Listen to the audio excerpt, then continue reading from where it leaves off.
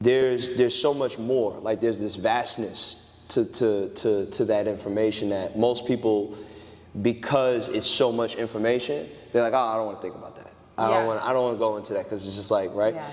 And you know, I follow a lot of like current information right now in science and technology, and like the discoveries that they're finding in the universe is like crazy. Like every 3 to 6 months, there's just stuff that's blowing my mind. And but a lot of these teachings or findings, I should say, in science, there's a lot of connection to what the Mayans were discovering, or what you know ancient civilizations was discovering.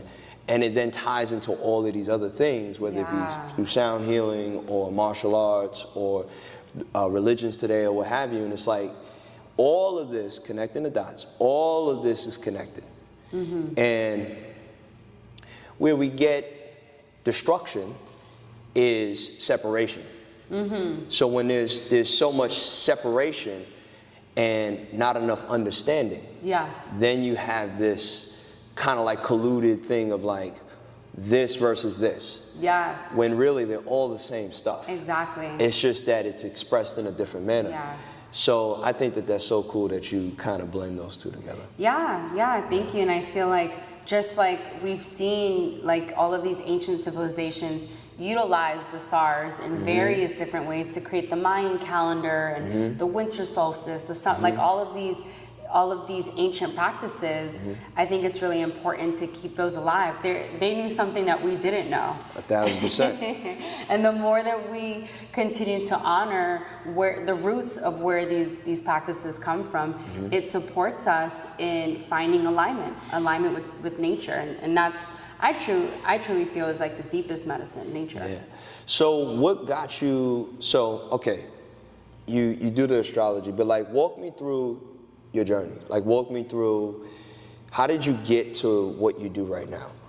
So I think first off, I'd always want people to know that I'm a first generation Latina. A lot of people think that I grew up this way. I was raised with meditation and yoga, and that is definitely not so, coming from an immigrant family. From the Bronx, right? Exactly. All right, fellow New Yorker. And coming from an immigrant family, we honestly didn't have any tools. I feel like the biggest thing in our family I never met a Dominican in New York. With the I was into meditation, I know. And now, in being in California for the past 10 years and being so far away from my family, I wanted to do something for myself. I realized people out here have some sort of activity, they're utilizing their body, they're in meditation, they're doing something for themselves, and they spend so much time outside on this side of the hemisphere as compared to in New York. And so I was like, I would like to do something for myself too. And I actually utilized that as a way to make friends. So why I started yoga 9 years ago, now almost 10 years ago actually, was because I wanted to make friends. That was the initial catalyst for that.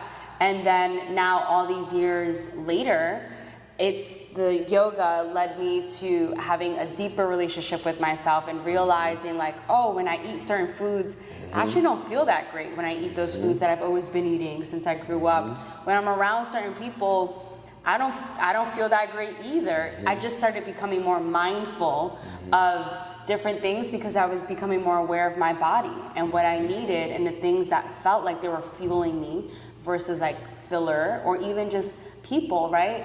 Were they life-giving or were they life-taking? And through that, I started getting into meditation, and I hate meditation. Like meditation has never come naturally to me until I found sound meditation about 8 years ago. And this just felt really accessible. Like traditionally in yoga, someone's sitting like this with their eyes closed in a room.